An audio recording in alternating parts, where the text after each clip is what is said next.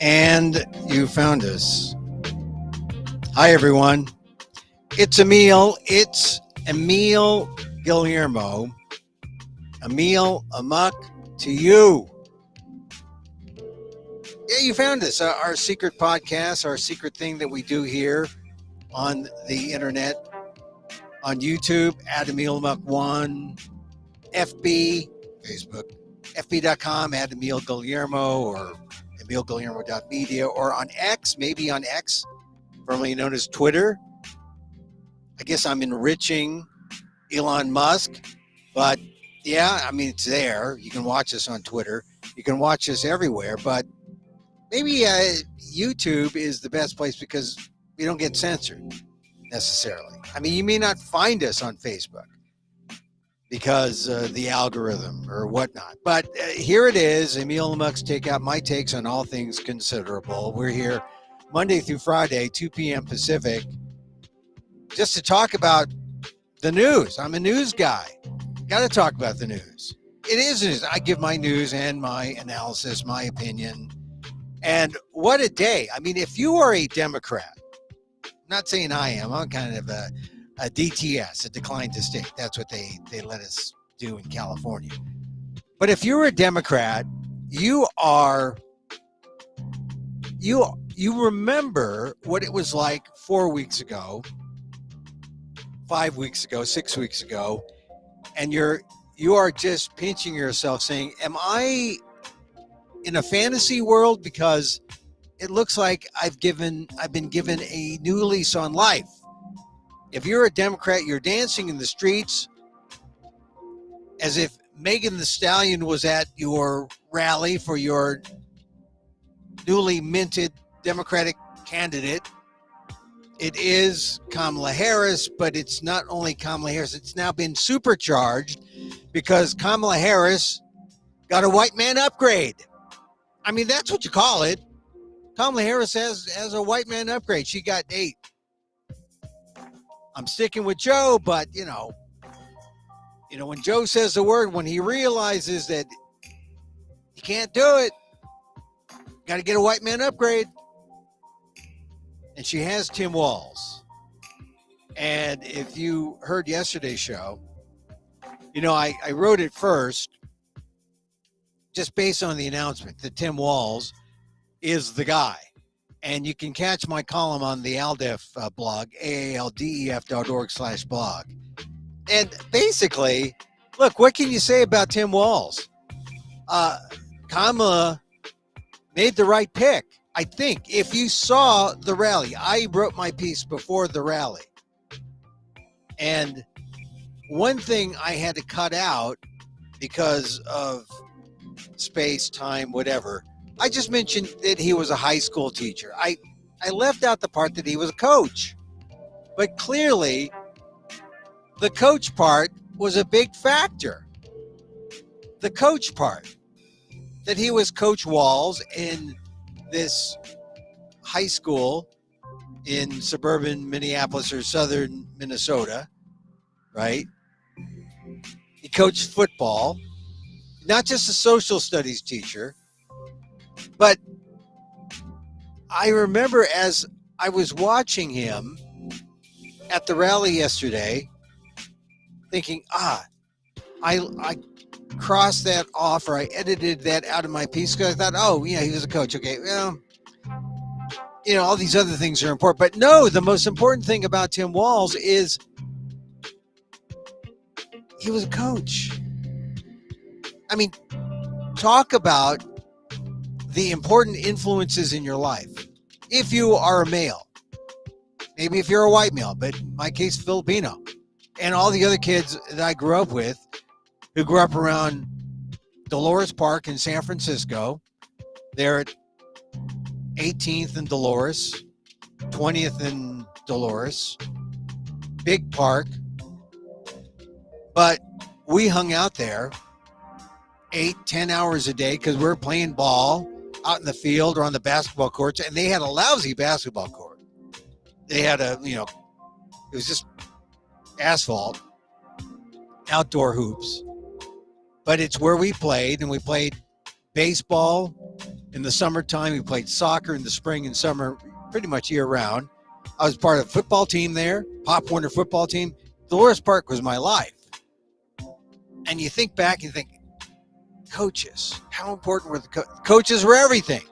In my case, one coach, the park director, Rich Goldberg, my coach. And you think about the impact that a coach has on you. And I was thinking about that as I was watching Tim Walz, that, oh yeah, I know about that relationship. The coach relationship is a significant one. And I forget that also when I coached my daughter's teams. I coached her, friends and neighbors. The importance of a coach in your life. Man, you remember that. And who were among the people they interviewed after Tim Walz does his thing? He tears down the house. He gives a tremendous speech after Kamala Harris introduces him and calls him Coach Walz. They interview people who were his former students and former athletes. And I think this is the connection, the iconic connection that we have to remember with Walz, that he was a coach. And that is important when you want to talk about what kind of connections to voters mean something. They remember their first teacher, or the teacher that really paid attention to them. They remember the coach who told them never to give up. In some ways, it's an understated, iconic figure in one's life that people haven't tapped into. But now Kamala Harris has. And you can bring up anything you want about Kamala Harris, and she'll say, talk to Coach Walz. What's this Coach Walz thing? And Coach Walz is this guy who reads Republican, reads conservative white guy from rural America, from the Midwest. And yet he touches a chord that is so different, and that I think could be the edge for Kamala Harris. And, before we weren't thinking, what kind of vice president would be good? Like a senator, another governor, another. And you go back deep into Walz's background, and the thing that differentiates, the thing that makes him a difference is that he was there with people in their youth when he inspired them, motivated them. And darn it, that means something. That's a connection. And now Walz is going out with Harris out to the swing states. He's going out to Wisconsin. He's from Minnesota. Wisconsin is right next door. I was looking at people or watching people from Eau Claire, Wisconsin.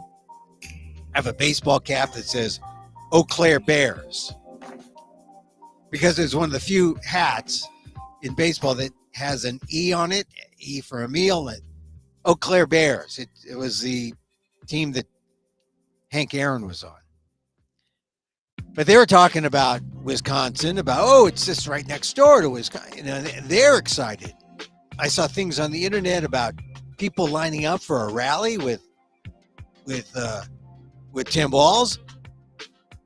This was not happening to the Democrats 2-3 weeks ago.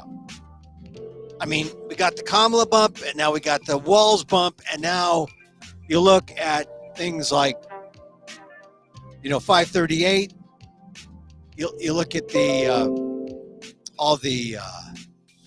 some of the key indicators, right, that show that we're things are changing in the race. You look at these key indicators like Nate Silver's Electoral College forecast, not the popular vote, the Electoral College forecast. And Nate Silver is probably, he's pretty reliable in terms of public polling. that gets reported. New York Times, 538. It's on Substack. And back when Biden was in the race, Nate Silver's model, just had the Democrats with a 26.9% chance of winning the Electoral College. And now Harris has narrowly pulled ahead of former President Trump in the electoral model, and Harris is beating Trump 52.4% to 57 or to 47%. So 52.4 for Harris, 47% to Trump. This is for the electoral. This means more than just head-on popular vote, because you can win the popular vote. Hillary Clinton knows that, but you can lose the Electoral College. Now we have Nate Silver's Electoral College forecast. Harris ahead 52.4 to Trump's 47. And now you know why Trump is, I don't think he knows what to do. Trump is, you know what they say, right? You're fighting, the generals are always fighting the last war because they haven't thought ahead. They know what works or what worked. They don't know what they should be thinking. Essentially, they don't know what hit them.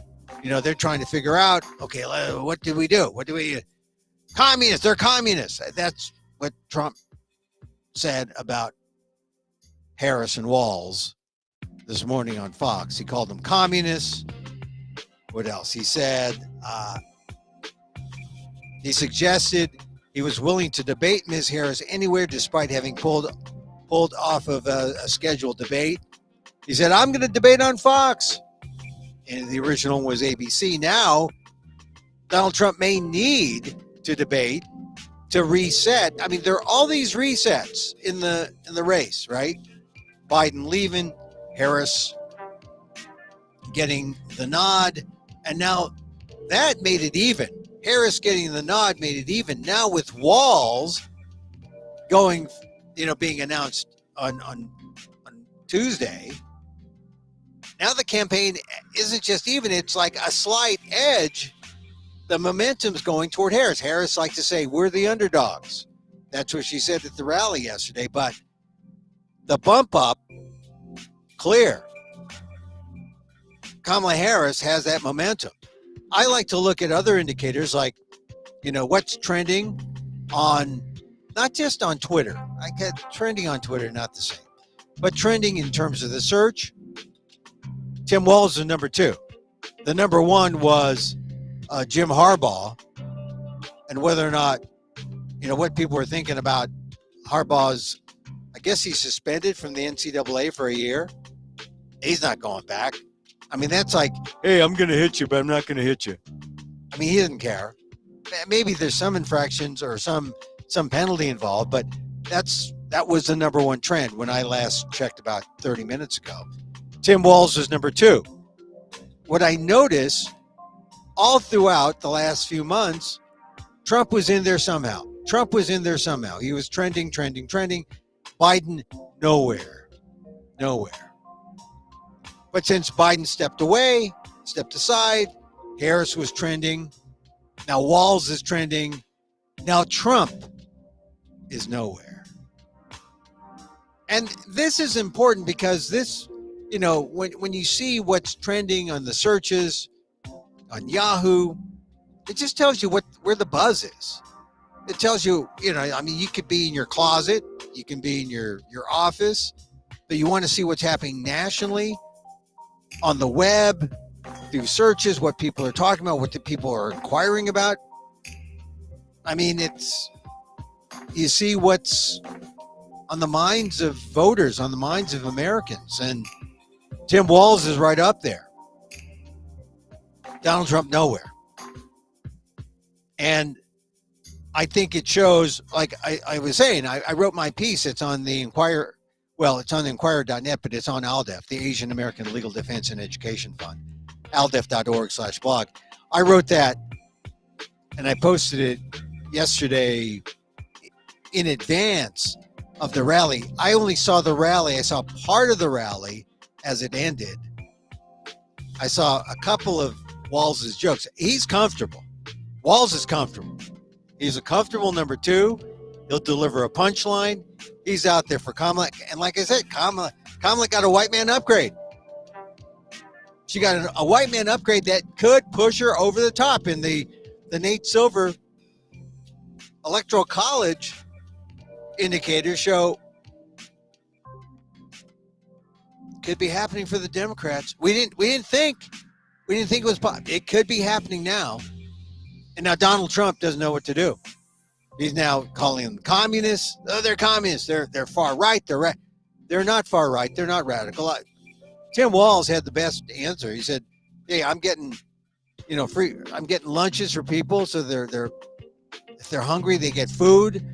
I'm making sure people get medical care. I'm making sure that people work. I'm making sure that if you want to call me a communist because I'm helping people live, I'm helping people eat, I'm helping people, have a roof over their heads. Call me communist. I'm not communist. You can call me anything you want. But man, a kind of a weak response on the part of Trump and the Trump Vance folks to try to label Harris and Walz as unabashed socialists, communists. Oh, we hate those kind of people. I mean, that's a sign of desperation.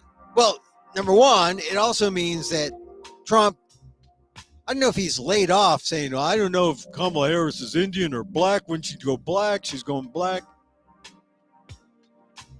He made race an issue, as I point out in my column. But he played his race card, but his race card is weak. Not when Kamala plays her race card. Tim Walz. Here's Tim Walz.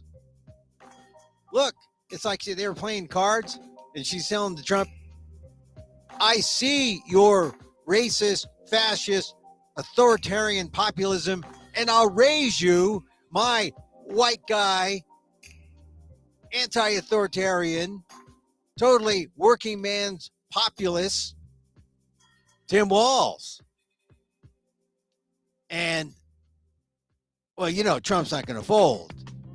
But Trump's taking a hit. He doesn't know what hit him. He said, God, it worked the last time out. I just call them communists or socialists, and people just, embrace me. Or I say she's playing the race card. I say she's black. And I'm white, so you got to vote for me. But they're not. They're not. And this is the thing. Walz in the rally yesterday closed by really taking that, we're the campaign that's looking forward. We don't want to take America back. We're looking forward. And what's the campaign that's looking back? And it's not looking back like 5 years or 10 years. It's a campaign. The Trump Vance campaign wants to take you back to at least 1963, when there was no Civil Rights Act, when there was no Voting Rights Act, when there was no immigration law that allowed racist quotas to be lifted to create those racist quotas which held the Asian population to a minimum. No, Trump Vance wants to take you all the way back to 1924, where there were quotas on people of color, on countries to come in to the United States. I mean,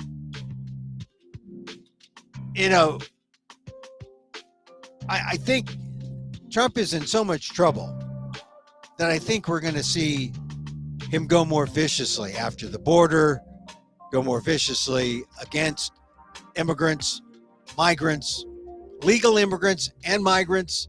He'll go after them all because at the core, he's going to say, I am for white supremacy. I'm for modern white supremacy. I am for the preservation of the white advantage in America. That's really the basis of, the MAGA movement. Oh, it is essentially based on replacement theory, right? I mean, you remember Charlottesville, about how they're saying you will not replace us. They're talking about people of color. It was whites with the tiki torches. I'm just saying that's always been the emotional charge, the emotional base of the Trump appeal. You want things the way that things used to be? You want to go back? How far back do you want to go?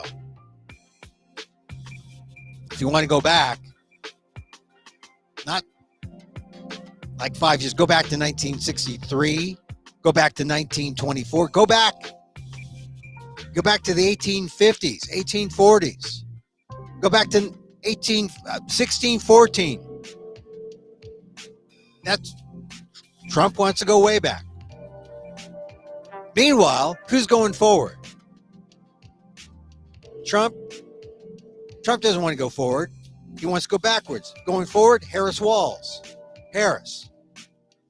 I mean, she said it yesterday. She said, hey, we're two middle-class kids. How can this happen? How can two middle-class kids, one white, one the daughter of immigrants, one from Jamaica, one from India, can say, hey, here we are. We're in our 60th year, or soon to be in our 60th year, and we are about to take the White House. That's powerful. That was powerful. That's forward. That is going forward. Never been a woman in the White House. Never been an Asian American. I mean, let's clear that up. She's Indian. She's not South Indian. She's Indian. She's South Asian. But the better it's used the generic Asian American. She's Asian American and African American. She's both at the same time.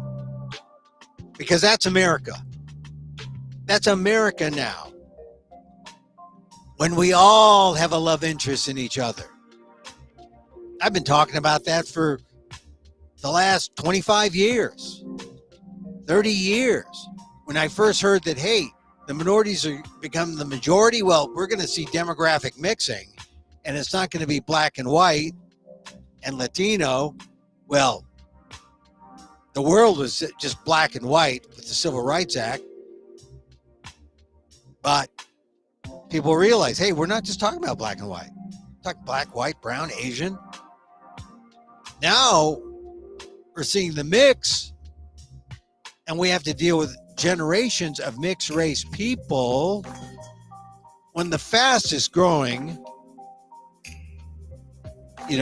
demographics in the U.S. Census, like almost 250% in 10 years, from 2010 to 2020. We're talking a huge number, and it's only gonna get more so. I mean, you want to go backwards to the all-white thing?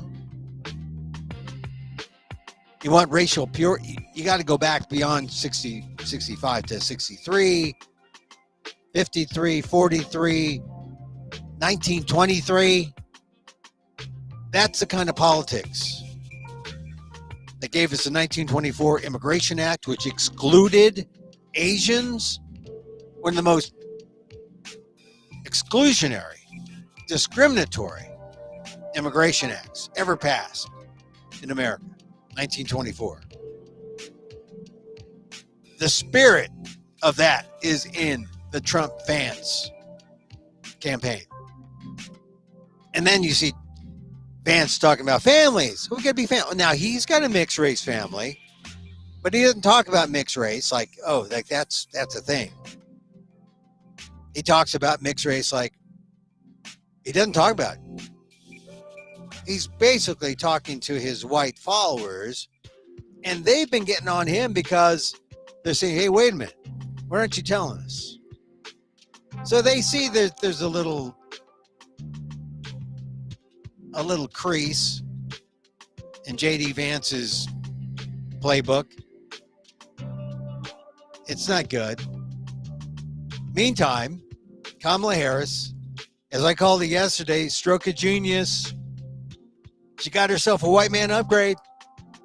Tim Walz, Coach Walz. And like I said, we have these, we have people who we're close to who teach us something about ourselves, our character, right? You begin with family, close family, mother, father, grandfather, perhaps, brother, sister, maybe a cousin. And then as you go out into the world, who's out there?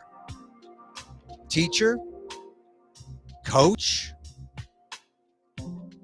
Catholic priest. Oh no, they used to be up there, but no more Catholic preacher. I wasn't close to my Catholic priest, but coach, who's going to tell you you're not good enough? Try harder. Who's going to tell you drop and do 10 and then make you do 15 or 20? Make it go a little faster. Who's the motivator? Coach Walz. I'm telling you, Coach Walz, he was a master pick. And I can't imagine, I'm trying to think, who could have given as rousing a speech as Coach Walz yesterday? Gretchen Whitmer? I don't know. Maybe. I mean, she's not bad. But they weren't going to have a woman. She didn't want the job. Gavin Newsom didn't want the job. 12th Amendment said you can't have two Californians. But would Gavin Newsom have given such a rousing speech? Probably not. I mean, he's okay. Pete Buttigieg,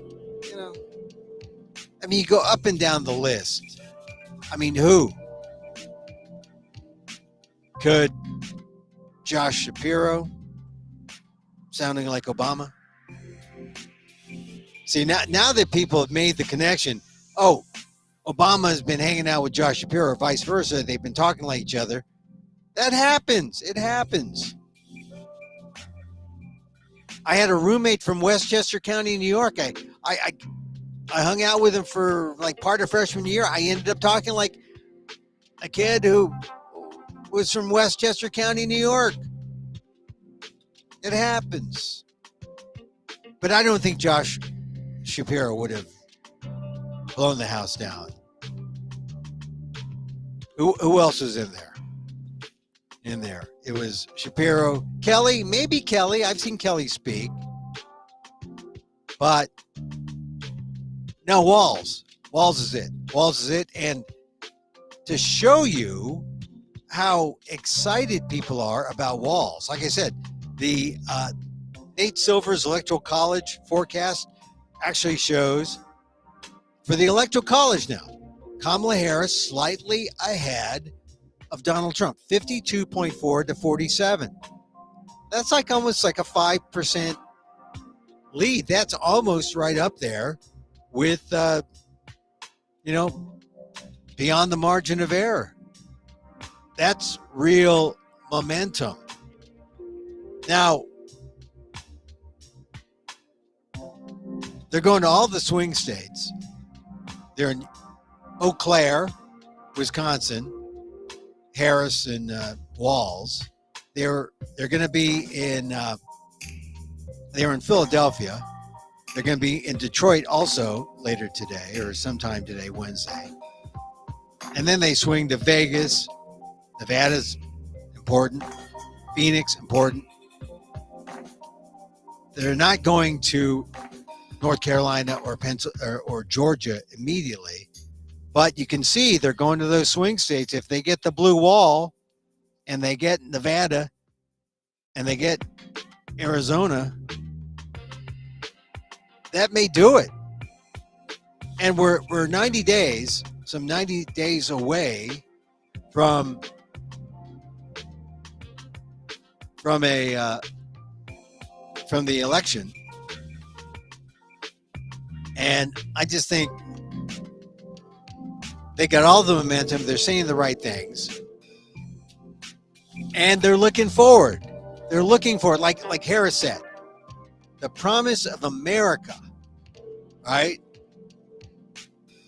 This is what makes it possible for two middle-class kids, one a daughter of Oakland, California, raised by a working mother, the other the son of the Nebraska Plains, who grew up working on a farm. Only in America is it possible for them together to make it all the way to the White House. Powerful. And, Walz, he wasn't the head coach. He was the defensive coordinator at Mankato West. Helped lead the team to the school's first state championship in 1999.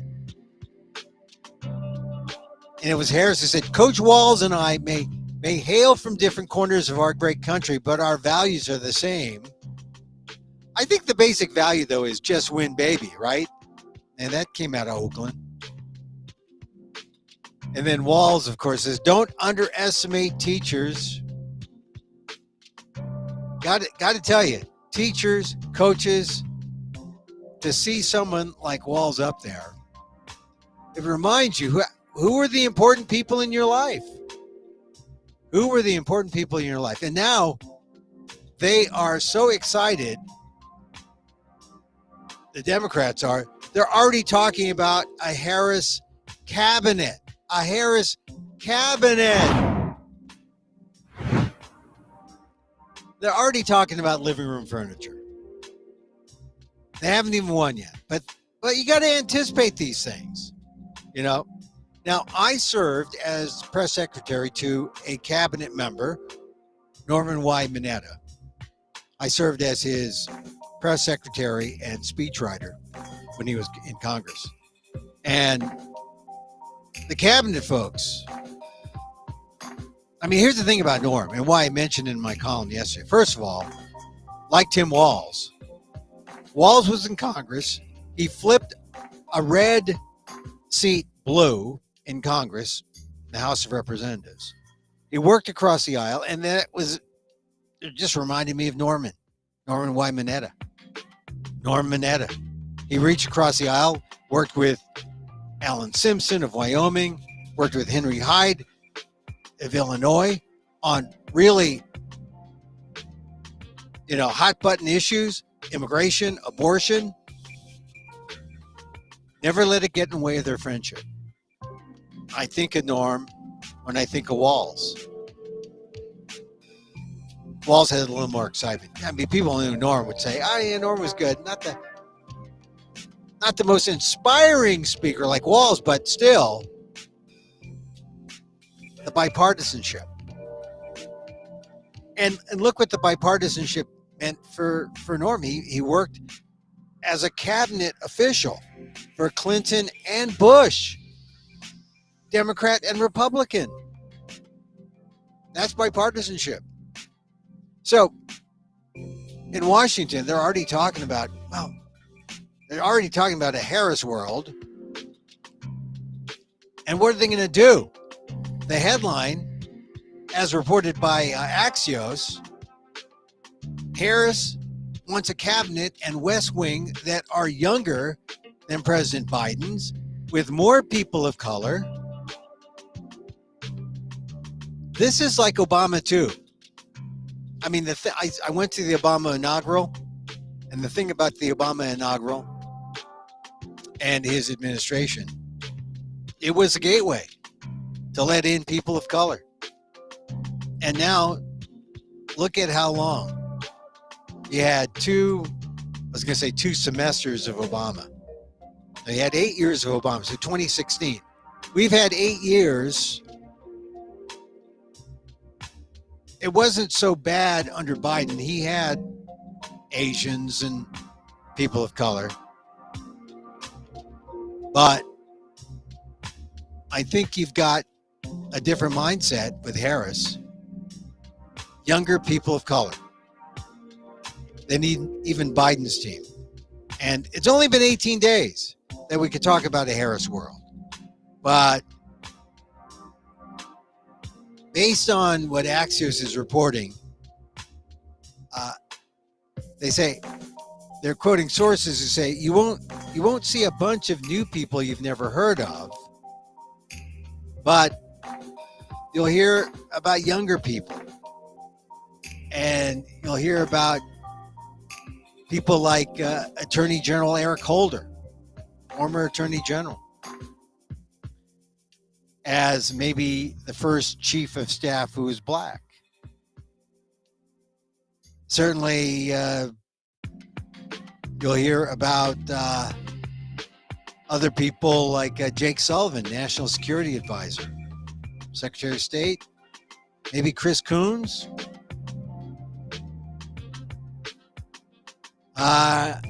Gina Raimondo,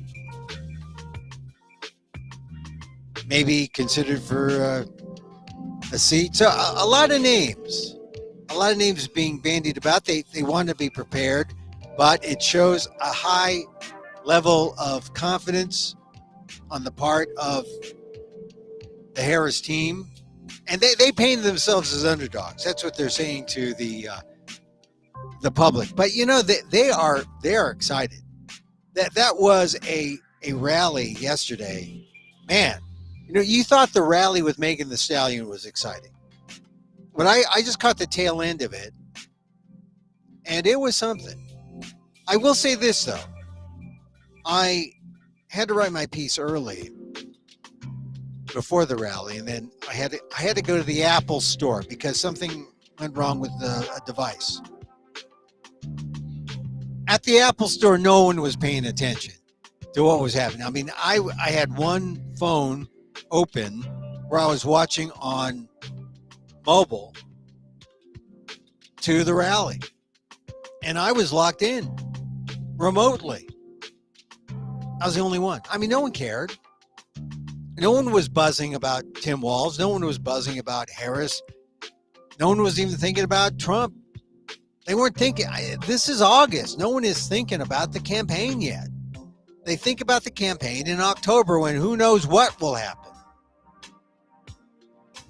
And that's kind of an important thing to consider because we are at that point where anything can happen between now and,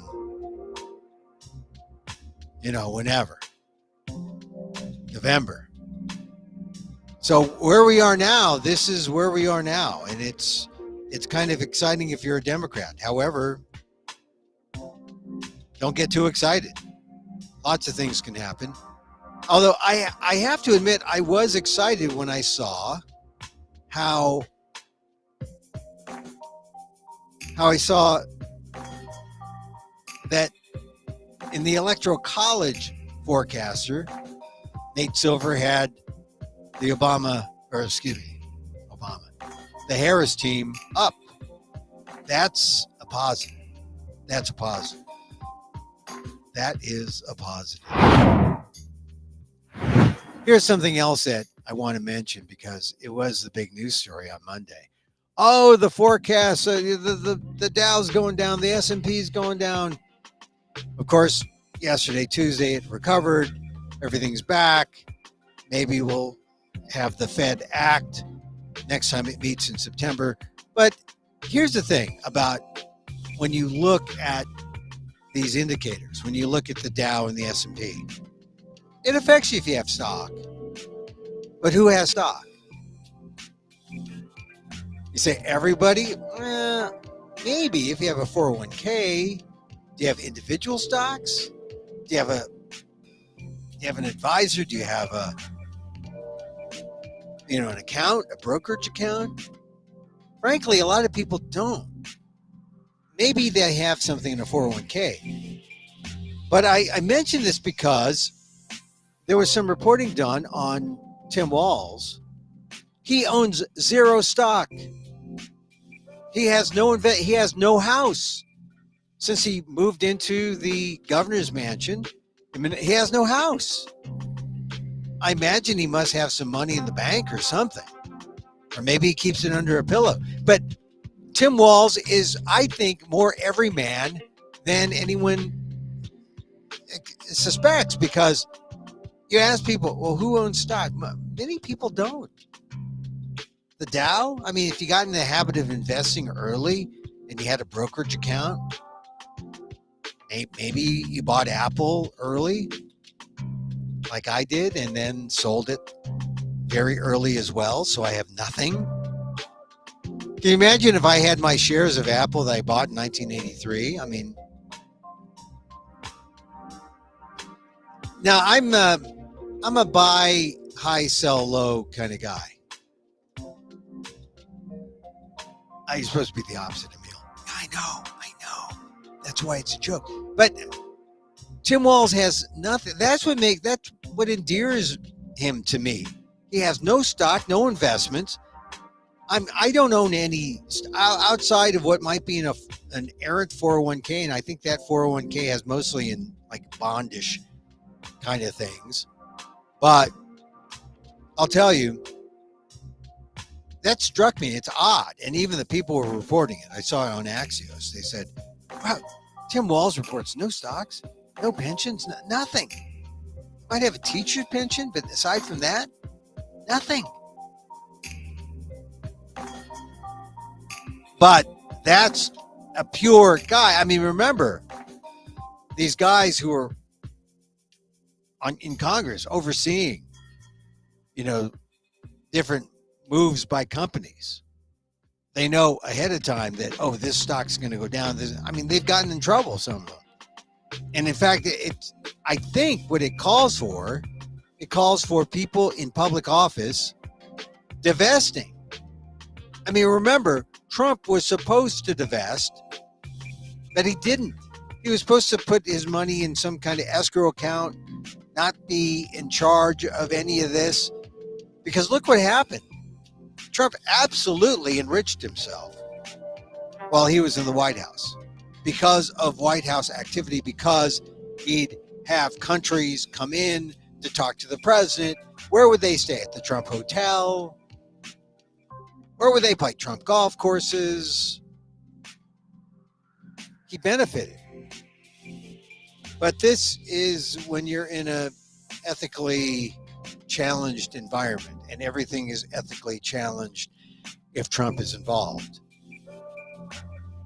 It's refreshing when you see Tim Walz, no stocks, clean slate, doesn't even own a home. And the best that Trump and JD Vance can do is hurl allegations like, they're communists, they're socialists, they're communists. They're just real people running for the White House. All right, couple other things. Talked about Walz, the reaction. How about the monkeys? Ethiopian Airlines is still transporting monkeys to U.S. laboratories. A couple weeks back, some PETA activists went to Ethiopia to protest, and they were taken at gunpoint and held. And it was not just the activists, it was two activists and the son of one, an 11-year-old, detained to a jailhouse in Ethiopia. Now, what is this? They were there to set up a protest, protesting Ethiopian Airlines and what they're doing. The Ethiopian Airlines should follow the example of other airlines that have stopped exporting monkeys from Africa, from Asia to the United States. But still doing it. And most airlines won't do it because they know that what the monkeys go through, not only on the airplanes in transit, but once they get safely to the United States, they're sent into labs, and what they do to them, it's torturous. Absolutely torturous. So it's a practice that should be stopped. And when these two activists and the 11-year-old son of one of the activists went to Ethiopia to protest, they were taken at gunpoint. At gunpoint. A gun was pointed at them. Armed police officers taking them to a jail where they were held. Listen to the PETA podcast with Emil Guillermo and get the rest of the story. I talked to one of those held. It's funny, Jason Baker, who was one of those held, said, look, what I went through was a kind of hell, but it's nothing like what the animals go through. Check out the podcast. See what Jason says. It's wherever you pick up your podcast. That's the not so secret podcast that I do. It's wherever you find your podcast. This podcast, you can only hear here on YouTube at Emil Amok, youtube.com/Emil Amok, at Emil Amok1. Well, a little plug for that podcast. The monkeys. You got to think about the monkeys. They're so close to getting the experimenters to think about doing something else because they're running out of monkeys. Can you believe that? The experimenters are running out of monkeys to test on. And so what they're trying to do is they're trying to get monkeys here and breed the monkeys here in the United States. But where would you breed them? They're trying to find these areas. And of course, when you breed monkeys, have a monkey breeding facility, it's like saying, hey, let's start a little disease hotspot right here in this suburban backyard. So only very few places qualify for, because you don't have people upset saying, get those monkeys out of here, not in my backyard. But now the monkeys, now some people in, of all places, Bainbridge, Georgia, say, we don't want the monkeys here. So that's coming up. We'll do something on Bainbridge, Georgia. So we're so close to getting monkeys, not necessarily banned, but getting the transportation of the monkeys stopped, that maybe we could stop the experimentation of monkeys totally once and for all. Listen to the PETA podcast and get the latest there. All right, that's it for me. I don't want to go too long. Back again tomorrow on Thursday. Tell you how I feel about things. I'll tell you, the coach thing is a real revelation. You look back, Coach, big thing, Coach Walz. It's important, Who are the important people in your life? Teachers, coaches. Why? Because you're young, impressionable. They put things in your head. You learn something. You say, hey, I got to be a good person. I got to try to be a better person. It's important. How do I become a better person? You look at these people, and then as I'm thinking this, I'm thinking, oh God, I hope I showed something to the young girls who were my friends of my daughters. I hope I didn't damage them in any way by yelling and I didn't yell and scream that much. I was encouraging them. Well, and I had good coaches. I had Rich Goldberg, great coach, helped me. And here's the thing. The people who are your best coaches and teachers, if they're still alive, you're still in touch with them. If, they maintained a standing in the community and they didn't leave and didn't go back to where they came from. Back where they came from. Yeah, you know what I mean. In a good way. So let's end it here. One of the things, all right, so teachers, with me now, I may not know all my best teachers. Some, a handful are still alive. And I am in touch with the ones who are alive. One just turned 100. 100. Flossie Lewis from Brooklyn, from Flatbush.